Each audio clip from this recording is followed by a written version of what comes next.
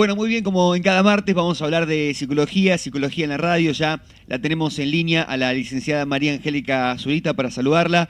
¿Qué tal, licenciada? Buen martes, ¿cómo te va? Hola Guille, hola a todos los que nos están escuchando en este momento. Hoy vamos a seguir charlando sobre duelo, un tema que veníamos hablando como en una primera etapa días atrás. Hoy continuando sobre este tema, ¿no? Sí, quedaron varios temas pendientes, entre ellos cómo homenajear las etapas, entonces me gustaría retomar el tema. Bien, ¿con qué comenzamos?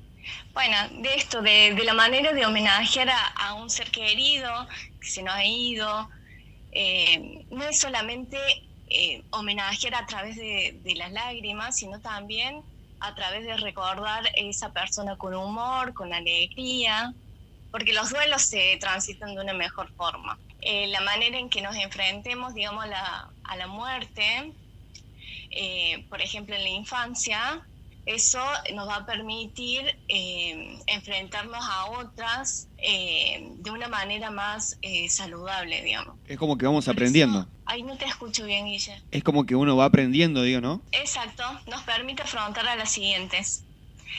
Es por eso que es importante que los niños, hacerlos partícipes, informarles de la situación, siempre de una manera clara, sencilla, adaptada al vocabulario que ellos entiendan, evitar detalles innecesarios, también dejar que expresen libremente esto, los temores, los miedos, responder siempre a todas las dudas que tengan. Por eso es importante que ellos, que los niños entiendan que la muerte es un proceso universal, que nos ocurre a todos, que es irreversible, comprender, digamos, que es para siempre, que esa persona va a permanecer en nuestro corazón, en nuestra memoria, en nuestros recuerdos. Y entender a la muerte esto, ¿no? Como una interrupción de las funciones vitales. Porque si no, lo que pasa es que en la primera infancia, hasta los 5 años de edad, a través del pensamiento mágico, ellos pueden llevar a pensar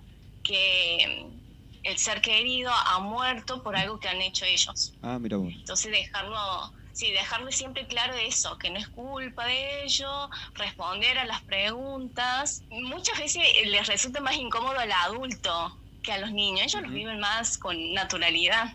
Entonces siempre crear ese clima de confianza.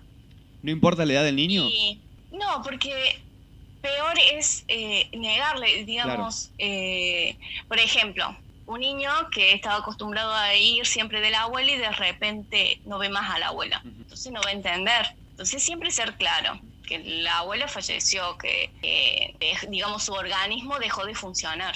¿Qué otras cuestiones hay que tener en cuenta sobre esto?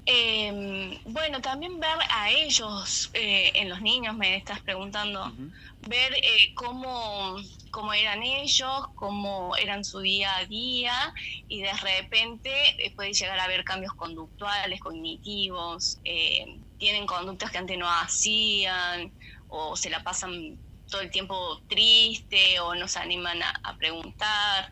Digamos, también si le pega al adulto, a los padres llorando y ellos se quedan pensando, o sea, esto, ¿no? De crear ese clima de confianza. Y por otro lado, ¿qué otros aspectos también hay que saber entender sobre duelo? Bueno, es muy importante homenajear a un ser querido. No hacer de cuenta que nunca estuvo presente. O sea, como decir, bueno, desapareció. No, o sea, es muy importante hacer un rito del duelo. Y hay formas y depende también de cada familia, de las creencias. Por ejemplo, realizar una ceremonia de despedida en la casa. Hoy en día no están habilitadas las reuniones, pero sí se pueden hacer a través de videollamada, a través de otras plataformas, desde la virtualidad, digamos. ¿Y qué se puede hacer en ese caso? Bueno, recordar historias, anécdotas en las que participen los miembros, incentivar a que se expresen las emociones, los miedos, sentir eso, ¿no? Sentirse escuchado, apoyado por el resto.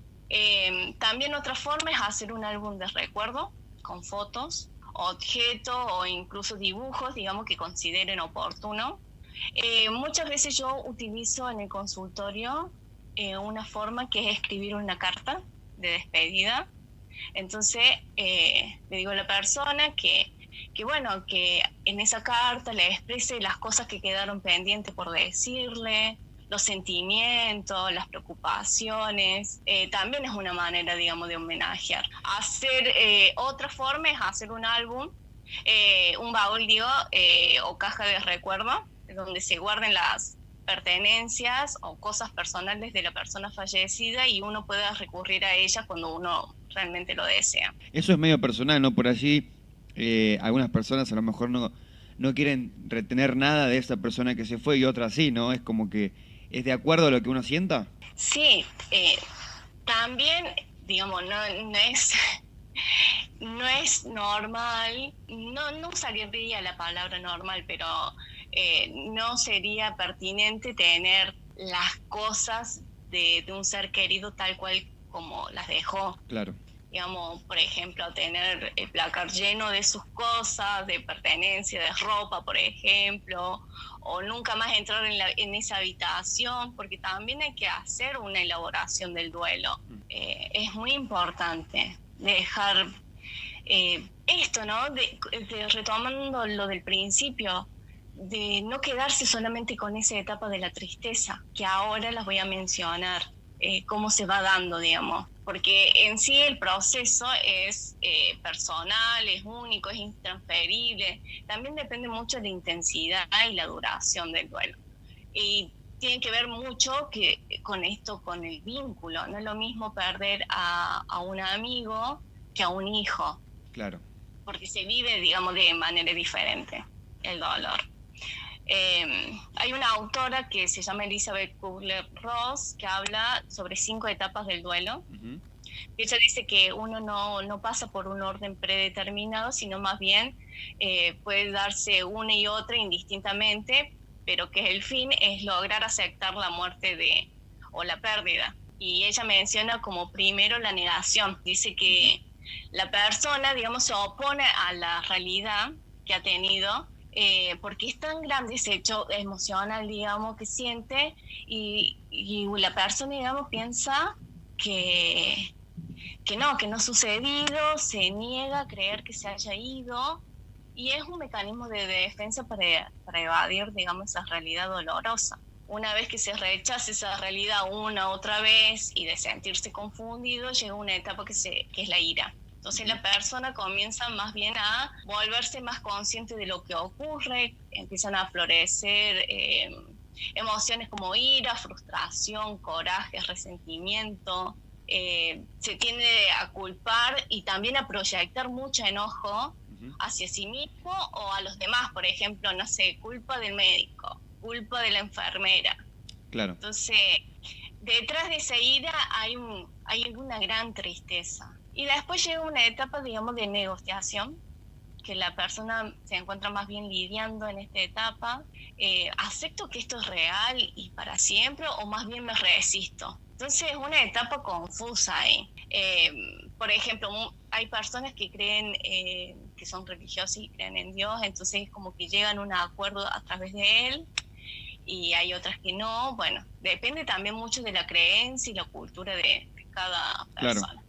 Y una vez que se acepta que la muerte es inevitable, se atraviesa esta etapa de mucha tristeza y de angustia profunda. Y al fin, digamos, como la última etapa, es la aceptación, cuando asumimos que la vida continúa y que en algún momento también llegará nuestra hora.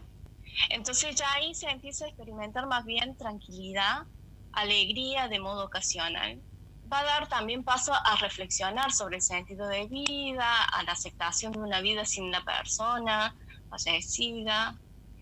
Permite, digamos, poco a poco comprender y activar los nuevos mecanismos para encontrarse bien en el mundo sin esa persona. Eso es, Guille, antes que me olvide, discúlpame, siempre es bueno ofrecer el apoyo, la voluntad de ayudar, de ponernos a disposición de los afectados, sin condicionar esto, ¿no?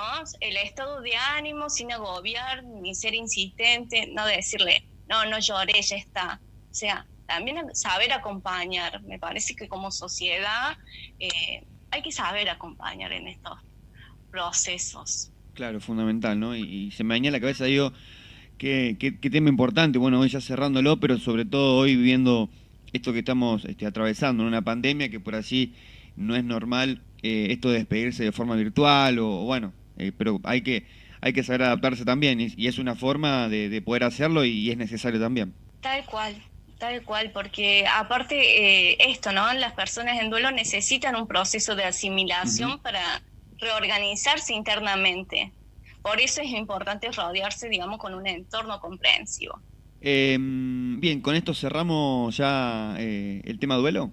Por el momento, y bueno, si ven que tienen dudas, síntomas, pueden consultarme, digamos, para ayudar a evaluar y tratar correctamente el caso. Bien, ¿puede pasar que una persona entre en un grado fuerte de depresión también sobre estos temas o no? Sí, digamos, puede llevar, o también puede llegar digamos, eso sería más bien un duelo patológico, si Ujú. más allá de los 6, 8 meses vemos que la persona no se pudo adaptar de nuevo y no se integra socialmente, y sí. O también puede llevar a duelos complicados, a que ya más bien entran en factores como la droga, el alcohol, Claro. o, o también duelos de bloqueo cuando ya no pueden pasar de la etapa, digamos, de la negación. Entonces, por eso es más bien siempre acudir a un profesional y, bueno, y aclarar. También recordemos que el duelo depende de cada persona. Hay personas que en 4 meses ya funcionan y hay otras que no.